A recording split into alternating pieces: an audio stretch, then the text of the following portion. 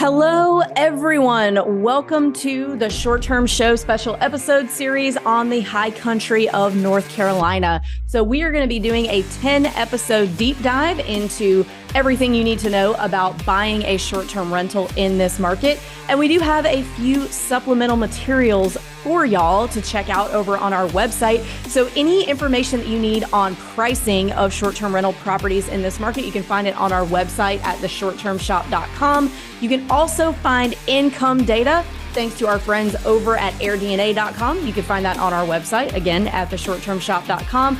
If you guys are interested in buying a short-term rental property with a short-term shop agent in this market, you can email us at agents@theshorttermshop.com, or you can join our Facebook group. We've created an amazing community with over 50,000 people where we talk about all short-term rental investing all day, every day.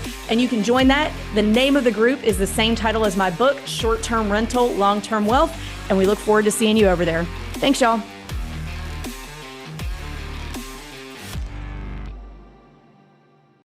Hey guys, welcome back to another episode of the Short-Term Shop Market Specific series on the high country.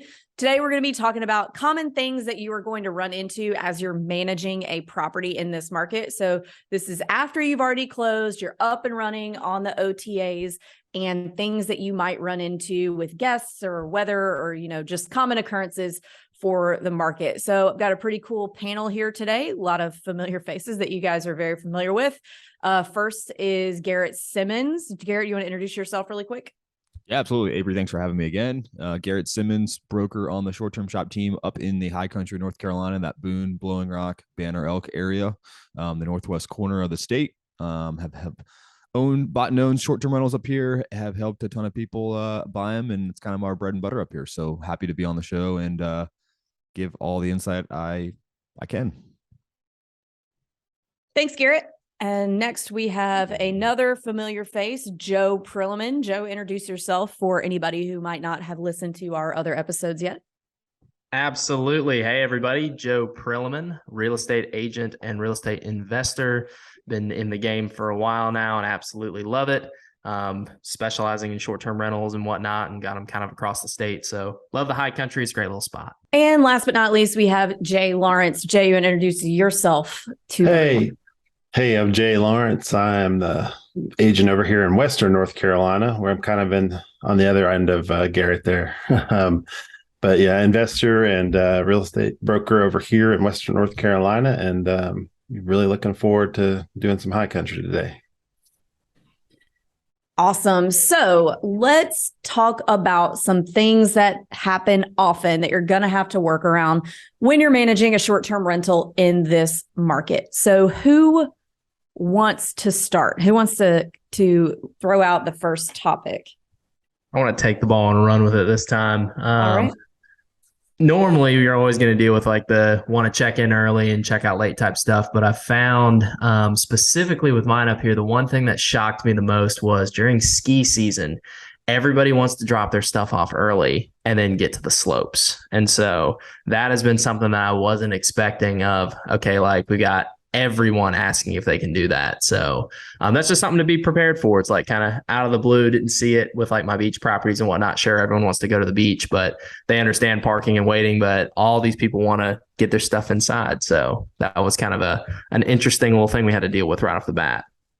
So how do you handle that when they want to do that? Because I don't think that a lot of times guests don't realize how big of a hitch that can put in your systems, especially if someone's checking out that same day. So what's your remedy for that situation? So it's just excessively telling them no on that. So we have like a really, really clear, like whenever they're going to check in originally when they book, that we cannot accommodate that because it was just a continuous question we got. And so we had to update our automated messages for when they booked to say, hey, we just can't accommodate you coming in early. And so we let them know like it's all because of our cleaner schedule and things like that. Are they usually pretty receptive to that, or do you get a lot of pushback? Pretty receptive. As long as we're setting that expectation early, it hasn't been a problem. But we had a lot of people that were just like, hey, like we're here and we want to put our stuff in and we don't see your cleaner. Well, sometimes they were getting there before our cleaner even got there. And so it just created all that fun jazz right off the bat. And so the little tweaks right off the bat, getting ready of just, hey, can't do that. That makes sense. So while we're on the subject of skiing and ski season, I have questions about access in the wintertime. So people are coming up to ski. Obviously, there's snow on the ground, maybe. So in the event that what happens when there's like a winter storm, for example, and there's snow everywhere and access might be an issue? Yeah, I'll take this one. I know we've touched about it on some other episodes, but I will say that the main roads are going to historically be plowed very quickly. It's a town that expects a lot of snow a year, similar to like something in the Northeast. It's not like we can get an inch of snow and the whole town shuts down. We have the infrastructure and trucks and equipment to get that taken care of quickly. Where you're going to see, I would say where guests or anybody or locals are going to see the biggest problems and struggles are going to be on some of the secondary roads or secondary driveways that aren't necessarily the common main roads. If you're going straight to the ski resorts, you're not going to have any sort of issue of getting up there unless you're in the middle of a storm. You're going up Beach Mountain, and in that case, you're going to need 4-wheel drive, just like if you're driving in the snow and 4-wheel drive anywhere. But when you're getting to some of these properties that might be a little bit, have some crazy secondary roads, you're really going to want, it kind of comes down to what Joe was talking about as far as disclosing in your listings. If you have a property like that, yes, you're going to want to, make sure you have a handyman or some sort of independent contractor who can take care of the snow when it needs to be done. That being said, it really is important to stress, hey, you need 4-wheel drive in the wintertime. There's, and really double hammer it home to people, because I've seen a lot of different situations where like, okay, yeah, no, 4-wheel drive, I'm fine. I have the Civic.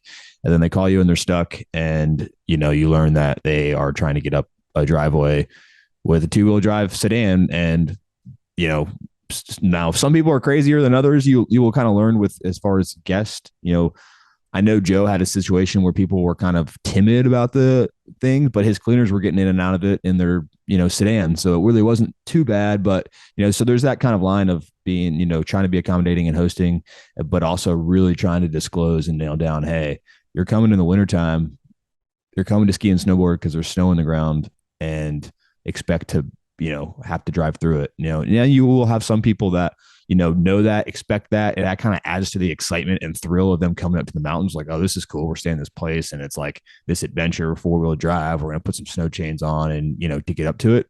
But I have found that the more prepared people can be for that, expect the worst, then they're not going to be necessarily as pissed or, surprised when they get there. Like, yeah, no, we warned this, we might have to walk a certain way. And so it really is kind of property specific, but I would say these properties that have a super crazy driveway or a long secondary road that might not get plowed right away are going to be the ones you have to think about. And it's something to think about, before you even purchase a property. And I think that's a really good piece of advice, is making sure that you're getting upstream of these problems with guests, making sure they know they need 4-wheel drive in the wintertime way ahead. Like, make sure it mentions in your listings several times that that's the case, because you will see a lot of them either not read one thing. So you want to hit them with this knowledge 3 or 4 times throughout the booking process. Because a lot of times people don't read. And I mean, I can't tell you, even when I just have like a real estate listing that's out there in public for the masses to see, and someone random will call me and ask me a bunch of questions that are right there in the description. So generally people do not read or finish reading. So you got to make sure that you get upstream of that by like hitting them with it 100 times before they get there. Yeah. And I mean, like without going crazy into, stories and details. And I have a cabin out a little bit not in the sticks, but a little bit outside of town that has a crazy road. It's gravel. It's well maintained, but it just doesn't get a lot of sunlight. It's really high elevation and freezes over in the wintertime. Well, the neighborhood is mixed of half rentals, half primary residents, and the primary residence people get pissed because people try to make it up, and then they leave their car in someone's yard and are like, hey, we can't. And so there's this whole pushback between the neighborhood. Hey, these renters, they whatever. And so there's a sign out there now, and it's disclosed saying, hey, if you leave your car in somebody else's at the side of the road, or you can't make it up, it will get towed by, so-and-so. And so, yeah, it can piss off some guests, but when it's all like on in this situation, when it's in all caps plastered everywhere, hey, before you book, make sure you are prepared. It can, kind of cover you as far as, someone leaves a bad review and they kind of look like an idiot because they can also, someone can clearly see on your listing that it says, hey, four-wheel drive. This is a crazy road. Not only do you need four-wheel drive, but you might even need some chains too, kind of thing. And so, can't stress enough about getting upstream, like you mentioned.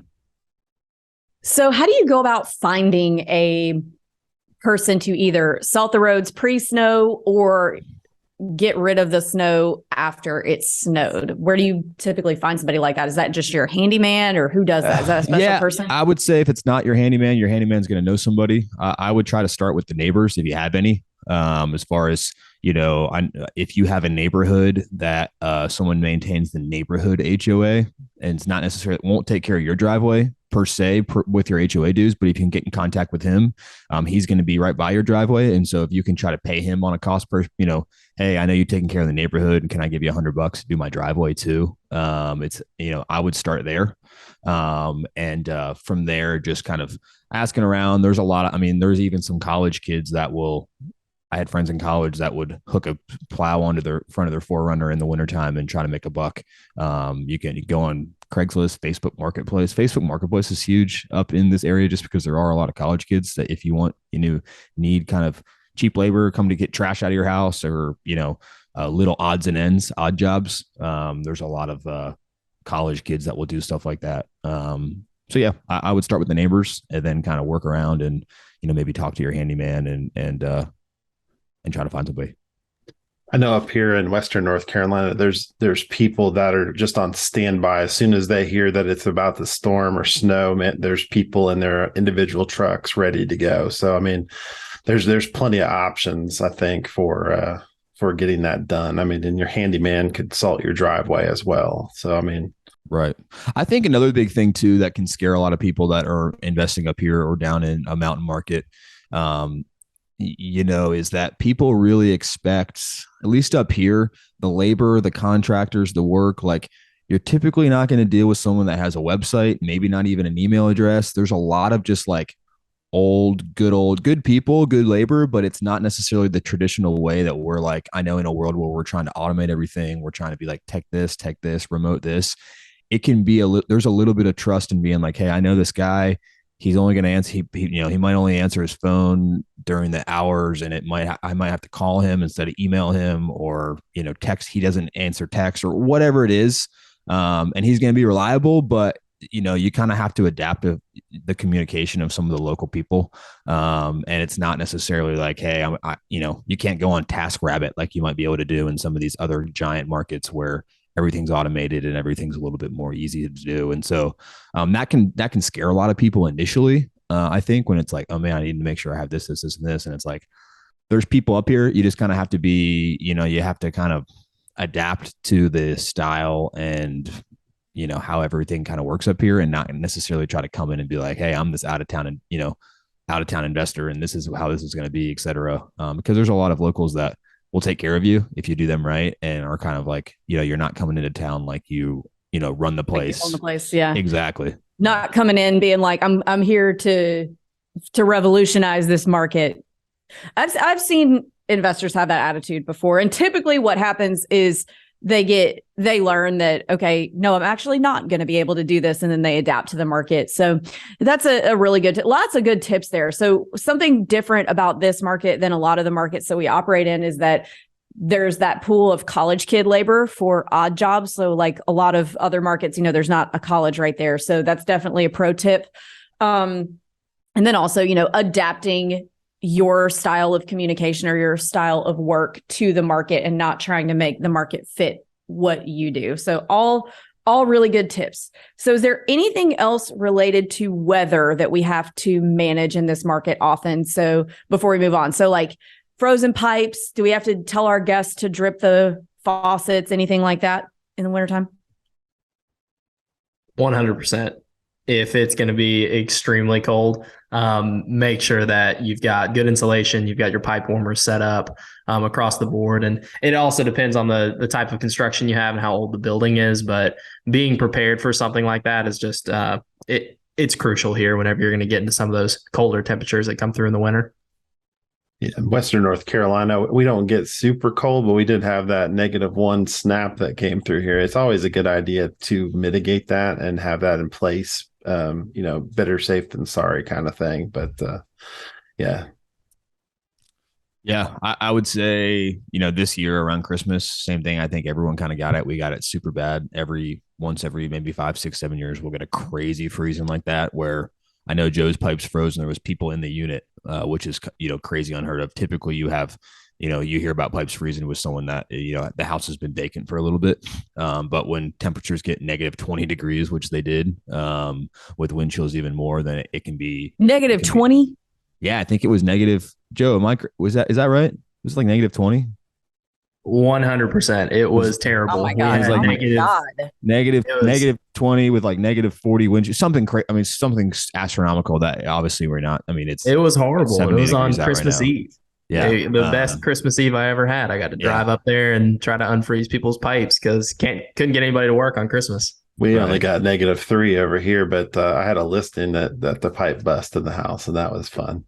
Yeah.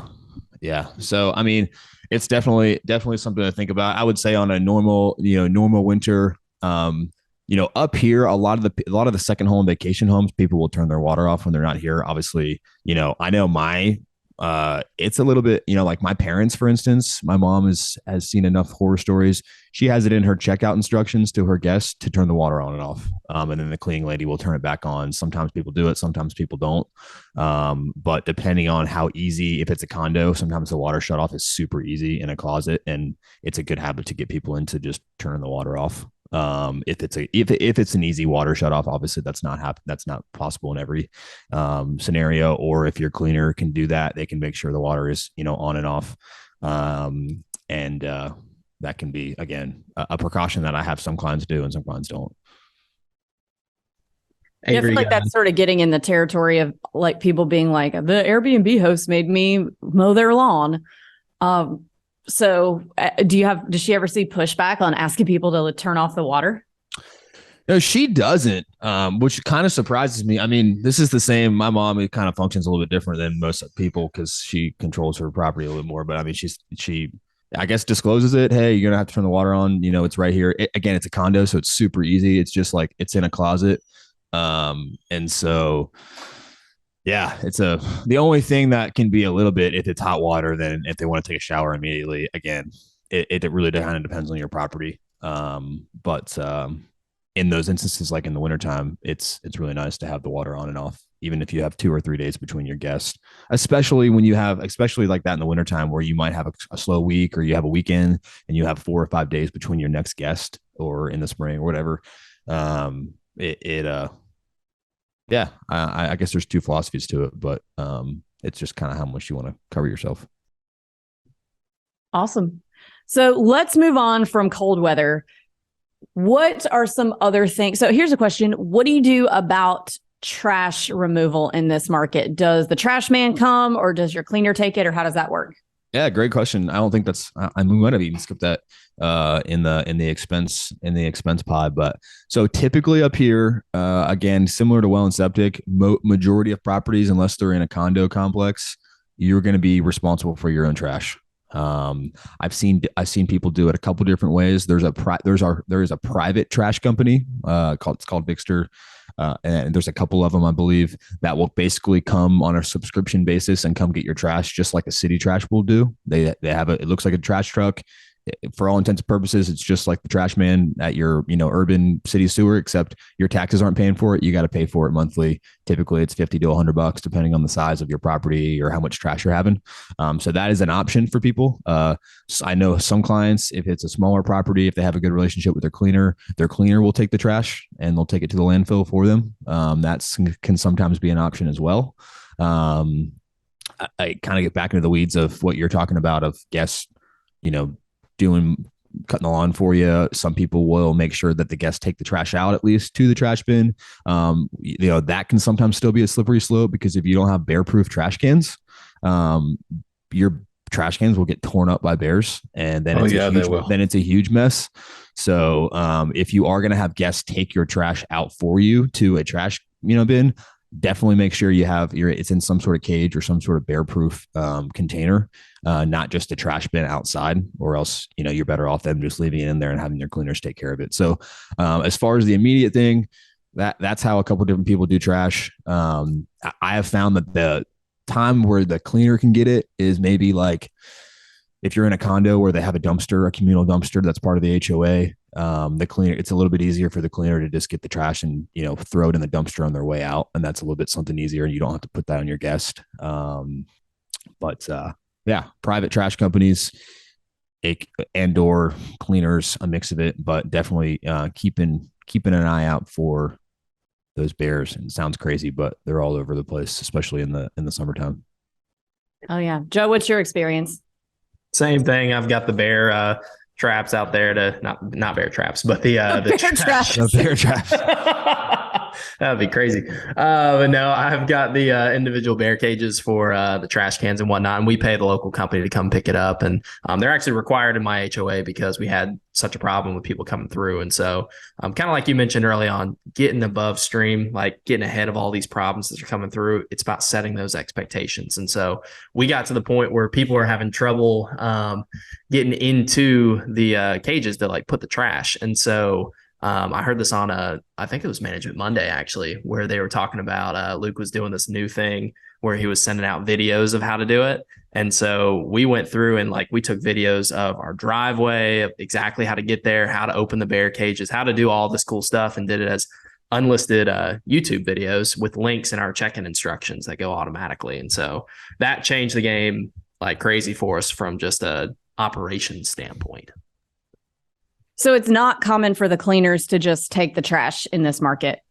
No, very common for them to put it outside for you, but not common for them to take it with you.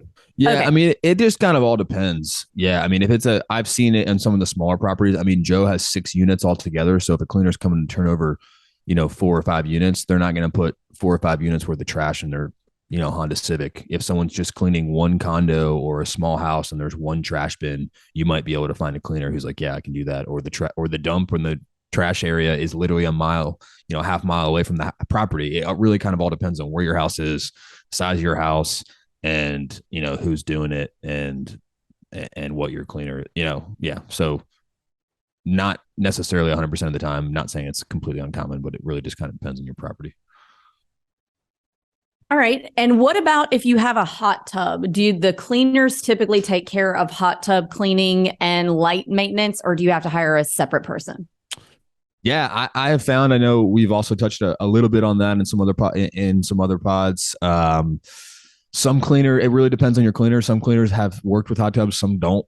And you have to kind of either teach them or find a cleaner that can do that. I would say the regular stuff, as far as, popping a tab of chlorine or popping some bromine in, regular, routine stuff a cleaner can do. I know it's easier if you can get your cleaner on board with that, because you don't have to worry about somebody else having access to your calendar and figuring out when they can get in to do service. Because, if a hot tub guy just schedules the first of every month, there's a very good chance that there's going to be somebody in there. So having that cleaner being able to do that, I have seen in properties. I don't have any hot tubs personally in my property, but I have seen that the cleaners, if you can get the good ones to do that would be ideal. Jay, how is that down in your area? It's pretty similar to that. A lot of the cleaners will agree to do that. I know a lot of these the property managers that are around here, they have their cleaning staff, and their cleaning staff will clean the hot tubs as well in some of the cabin communities. But if it depends on, it's situational, I guess. I mean, if there's stuff floating in your hot tub and stuff like that, you might throw your person a little extra, but because that's nasty. But that they definitely will, and they are trainable to do that for you up here too. Right. This is actually a question I have. Avery, you might know this better with dealing with hot tubs in the Smokies. Is it common for people to, I actually have clients that ask me this, is it common for people to drain their hot tub every time, or how often? Yeah. In the Smokies, they have to be drained in between every guest in Tennessee. And this is kind of why I brought this up, because I've heard people in North Carolina argue that it's like a pool and you don't have to drain it every time, which is absolutely foul to me. But So I think it's different everywhere, but it's common in the Smokies that they drain it after every guest. Interesting. Because I would say the majority of people that I know up here do not drain their hot tub. They do treat it like a pool. Neither here either. And I guess I've been ignorant. I'm just like, yeah, chlorine kills all. Well, I mean, I know that there's a big debate about that. And I don't know, I'm not a doctor or a scientist or an engineer or a hot tub person. But when you think about it, it is pretty darn nasty to never drain a, because it's not a pool where it's like really, really big and any potential like body oils or skin particles are spread way out. It's like a tiny bathtub that a bunch of people got it. Like all of my properties in the mountain markets have hot tubs, but you will never catch me. And even though I know my cleaner cleans them in between, like you will never catch me in a hot tub in my entire life. Yeah, it's interesting because, like, I mean, I'm definitely for draining your hot tub, but if you have a condo or whatever where you're draining it then 8 times a month or between everything, it's like, I know this initial setup, it's like it's a lot more chemical, like you're dealing with fresh water. So you got to start from scratch on it as far as like putting test strips in, testing with all the things versus just maintaining the maintenance of it, which, yeah, I guess without owning a hot tub, I can kind of be on the sidelines and be like, I'm the opposite. I'll jump in a hot tub no matter where it is. I don't ask questions, which I guess is why my skin take is so your big. Antibiotics, take your vitamins. Yeah. It's like those garden tubs. Joe, do people drain their hot tubs every time at the beach? Not every time, but definitely do it more often than you do. Once a week. All right. So while we're on the subject of water, in some markets, I know in some mountain markets where there are wells, sometimes the guests will get to the property and they'll go to like take a shower or something, and the water pressure will be really low, and they'll have to call us and say, hey, the water pressure's low, which means we have to go like change the well filter. Is that common in that market too? Because I know you guys have a lot of wells. So do you ever have like well issues that you have to deal with? Yeah. I would not necessarily say that we're just immune to well issues. I would say that overall, kind of hearing, without being a Smokies expert, but hearing some stories and stuff in the Smokies, I would say it's not as bad, just because we do kind of have that subtropical climate and we get a lot of rain and snow. And so it's just it's not as dry up here. So we don't hear about wells running dry as much. But yes, well filter is definitely going to be, there's definitely going to be some routine well maintenance that needs to be done. Some people just think, hey, I have a well, I don't have to pay for water. And it's true. But there's definitely some routine things. A well filter, you're right, is a perfect example of something that you can pick up at Lowe's or Walmart that every year or 6 months needs to be replaced. And some people might forget about it. And it's been 2 or 3 years. And before you know it, their well filter's caked and now their water's dirty or it's got something in it. So I think having something, checking something on your calendar, reminders that every year to make sure you're, keeping up with your well filter, doing whatever it needs, whether that be a well inspection or, it's overall very cheap for well maintenance as far as pumps and et cetera. I just had someone come shock a well that had coliform in it, and they shocked it with chlorine and ran through the system. It was all good. It was $100. So it's definitely something to think about. I would say that it happens a little bit. It doesn't happen as much as maybe some other areas. But just keeping reminders and keeping tabs for your, not much, but routine well maintenance.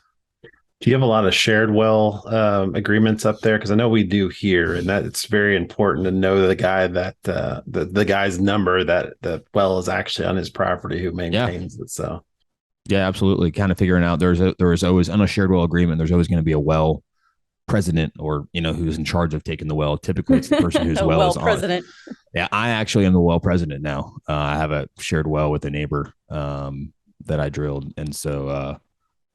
Having that things in agreement, making sure that they're taking care of it. You're paying your well dues on time, your shared well dues. All right. He's the one to call when something breaks on that. So yeah, right. I would also say too.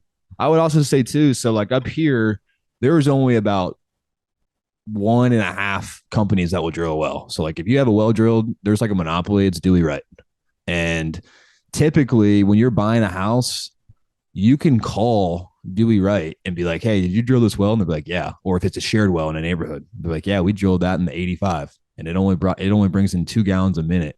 And then we had to go back in 1990 and drill it even deeper. And so then from there, I'm like, I've looked at some land that's like that. It's like, okay, there's shared well access. And I called the well company and they're like, yeah, that well isn't really great. And it's been great for like the first 20 years when there was only one house in the neighborhood. And now there's 7 houses on it. And it's like, I would not bet on that well. So that's something to think about as well, as far as your due diligence, not necessarily afterwards, but prior, to be like, okay, if it is a shared well, how many gallons a minute am I getting? You know, I just mentioned me giving a shared well to my neighbor. I got 30 gallons a minute, which could hold, you know, easily have 15 houses on it. So the neighbor is going to be like, yeah, I'll give you a shared well. And then when I sell the property, if I sell the property, it's not going to be a huge issue because I can be like, hey, this 30, I share it with the neighbor, but there's 35 gallons a minute and it's 2 1-bedroom little studio houses. So we're not worried about. So it's definitely something to think about in your due diligence as far as how much water you're pumping out. Any well obviously can run dry at any time, but there definitely are stronger wells than others. Yeah, and you can also add a holding tank that's kind of popular in this area too, but that'll just keep like a reserve of water in there for you as well. So yeah, I don't have no much pun experience intended. people doing that. Yeah, I know I've heard of that down in the Smokies area. That sounds kind of like a off the grid camper pour water on your head holding tank, but yeah, I have heard people doing that in your guys. Yeah, that is pretty common in the Smokies to have a holding tank. So then you've got, X amount of gallons of water if something, the well's taking a long time to refill or something. So you're not actually having to wait on the well. Yeah, a lot of new wells that go in right now, they'll put in a giant holding tank like next to the well so you can tap into it. So I know that a lot of new digs do that now.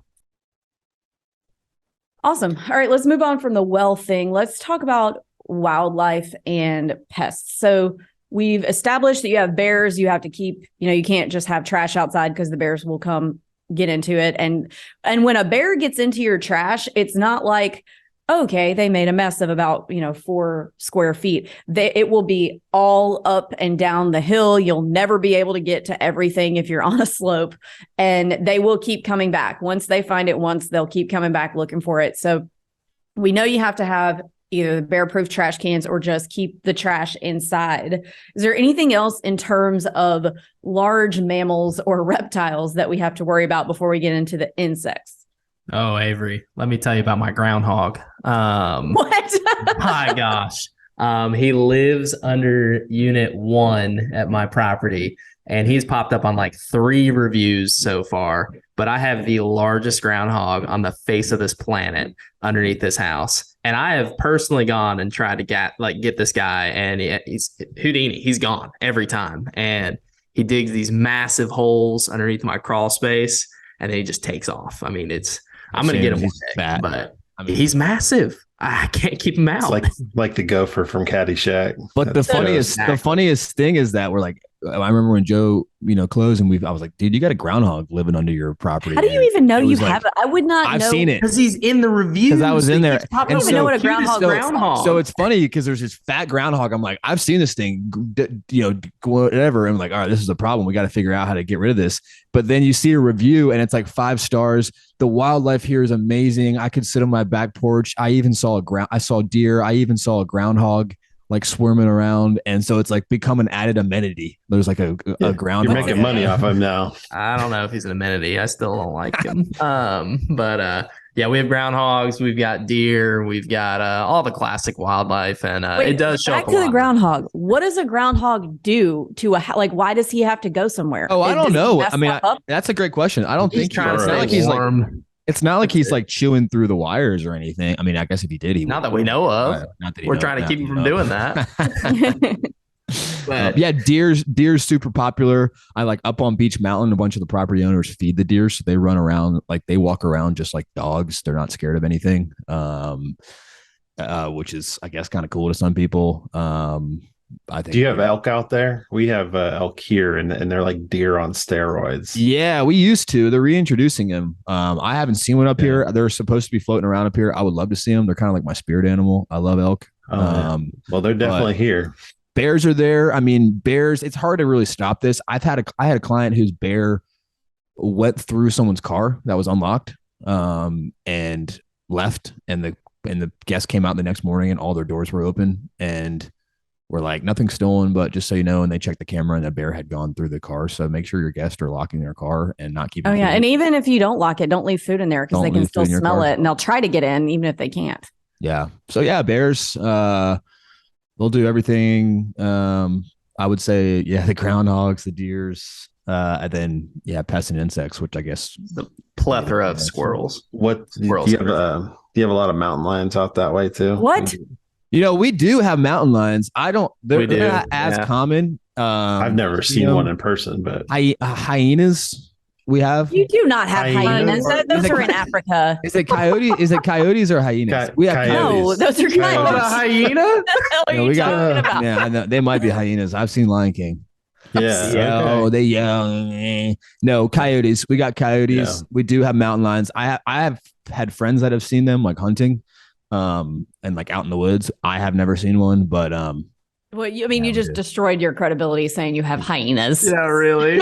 They're all in the same family. I meant to say like the coyotes. They talk. I don't know. I meant coyotes. Okay. We've got a panther up here somewhere. People keep saying I've got a giraffe. No. All right, moving on from Lion King. Tigers, Tiger King. All right, that's Myrtle Beach. Let's move on to insects. Are there any? What's the insect situation? Do you guys have ladybug season there? Holy crap, we do. they swarm. Tell us what that is. At the end of their cycle, they just swarm and like make these big patches everywhere, and you'll have ladybug here and there on you. I've never really seen them like congregate inside the house, but the only thing worse than them is there's a stink bug problem too. So, what do ladybugs look like? I don't know if we have those. Garrett, what do you mean? What does a ladybug look like? Oh, like the little red things with the dots on them? Like the beetles, yeah. Off of this Zoom. Yes, a ladybug. Garrett, what do you think a ladybug looks like? That doesn't sound too PC. It's turning into the roast of Garrett. No, we don't. I mean, I don't really think. I don't think that's a huge problem up here. I don't know if Joe's ever had seen them there. I mean, I think they're. I remember seeing those sometimes. We don't. It's not a huge pandemic of. It gets a little bit too cold, I think, up there for them. But I get more of them in kind of that Winston area, and then I know Western North Carolina, they're real bad too. But they don't swarm quite as bad up there. But we do get them. Yeah, the hyenas scare them away. Yeah, and the panthers and the tigers and giraffes. Yeah. So in some areas in the southeast, when it starts to get cold, swarms of ladybugs will get into houses, and you won't ever see them alive. It'll just be like a big pile of dead ones in the corner, and there's really not anything you can do to prevent that. You just have to clean them up. And Chuck on the Smoky Mountain one on the Tennessee side, on the Smoky Mountain episode like this, he said he keeps a little dust buster that says "for ladybugs" next to the fireplace so people can use it. So anyway. Anything else we need to watch for, or anything not necessarily watch for, but preventative maintenance in terms of pests? Yeah, termites are big up here. You have a lot of log cabins made of all wood, and termites like wood. Same with carpenter bees. Carpenter bees, are huge up here, and that's something to think about. Just your regular normal pest control. Normal pest control can be a quarterly service that you kind of sign up for, and you can get a pest inspection. I'm trying to think what else. Are stink bugs bad up there? I know they're pretty bad over here. Oh, I've never seen or heard of people having stink bug issues. I mean, the typical stuff we have. People have bats in their attic if it's a super old house. I've seen. Oh yeah, let's talk about that. So do you get it do you have, I know in other areas we see bats, we see flying squirrels happen occasionally where you have to call a wildlife company. So what happens if, say, you buy a house up there and your guest starts complaining about things making noise, or I've seen a bat fly out at somebody in a property before. So who do you call? How do you find a person to come take care of that? Yeah. One of my good friends actually works, he does a lot of my pest inspections and works for a pest company up here. So I always recommend people getting a pest inspection during the due diligence or inspection period. And if you have a good one, they'll be able to go through your attic, go through your crawl space. Hey, you got termite damage. Hey, I think you got bats in your attic. And hopefully that can be ideally be remedied before you're buying the property. Now, if it happens once you take control or whatever, that is the beauty of being subscribed to a pest subscription where, hey, they're going to come quarterly, but if you do have a problem, bed bugs, bats, whatever it is, they're going to come out and take care of that, and it's going to be on call. It's going to be included in your subscription. So that's another benefit of kind of being subscribed to a pest. As far as bats, you probably know this better than me, Avery. I'm pretty sure since they're like a protected species, you can't kill them. You have to figure out how to get them out of their house. And so the pest company has a way to do it. But it's not like you can set up. Animal control should be able to do it too. Mm-hmm. They're dangerous too. I mean, like there's a lot that can go into that. So don't ever try to mitigate something like that yourself. Like call a professional. I had a raccoon in a house of mine, actually. It wasn't up in the mountains. It was down in Winston, but it was living in the walls. Yeah, that happened in our primary home last summer. There was a piece of like siding that wasn't done right or something, and some got in, and it was a whole thing with Luke I came downstairs. I was trying to just ignore the situation. I came downstairs and Luke was on a ladder with like the surround sound speaker plate, like removed from the ceiling with his head in there. And I'm like, what are you going to do if you stick your head up there and the raccoon's right there looking at you? Like, what are you planning to do? So anyway, you call a wildlife exclusion service for all of these things is the answer. All right. So anything else before we go that you guys want to make sure that listeners hear about, things that they might run into while managing a property? Yeah. The only other thing that I would say is not necessarily run-ins, but just something to keep an eye out for is, because we're such a year-round market up here, there's a lot of events and weekends and things that will happen up here that I think it's important for people to mark on their calendar for pricing. And I know we can get in that, when we talk pricing, but, whether that's parents' weekend of the university where 25,000 people's parents are coming into town and you can, upcharge there. There's a big giant festival in the fall. It's called the Woolly Worm Festival. There's this Scottish games that happen out the Highland Games. Woolly Worm? Yeah, the Woolly Worm Festival. There's they race these little things. It's this huge fall festival. Is that like a hyena? Yeah, it's kind of like a hyena. Hyena worm, yeah. Yeah, keeping an eye out for those special weekends. I would circle every home football game. If you're in and around Boone, because you're going to get a premium there, and people are going to book when that schedule comes out, people are going to book something well in advance. And so you might, if you're not thinking about some of that stuff, though obviously the snow is a little bit harder because if it snows on a random Tuesday, you're not prepared for that 3 months in advance. But some of these big events kind of getting, looking into, people that are coming into town, the university is huge, the kind of checking out those weekends, and then some of the fall festivals and stuff like that. And I know, again, we can get that into the weeds there with the pricing stuff, but just keeping an eye on for ongoing events. I wanted to add something too about the roads. I think it's probably similar to you because we're kind of in the mountains up here.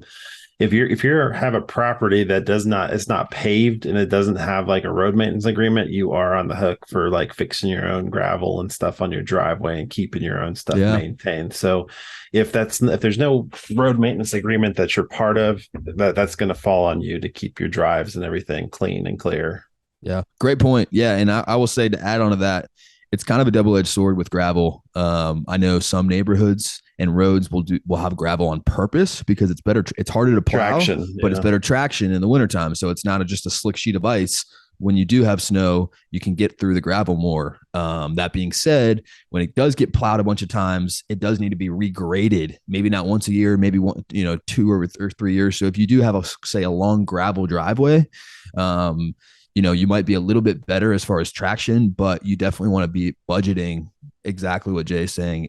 Someone to come out with a, backhoe and a grader to grate the driveway and flatten it out, maybe once a year, or maybe once every 2 years, depending on how much rain you get in the summertime, because the rain will, create big giant ruts in some of the gravel, depending on the thing, or the plows in the wintertime. So yeah, great point. That's something to think about if you have gravel. I would not, it's not necessarily a stay away, but just something to consider is that, you're going to get better traction in the wintertime if it's super steep.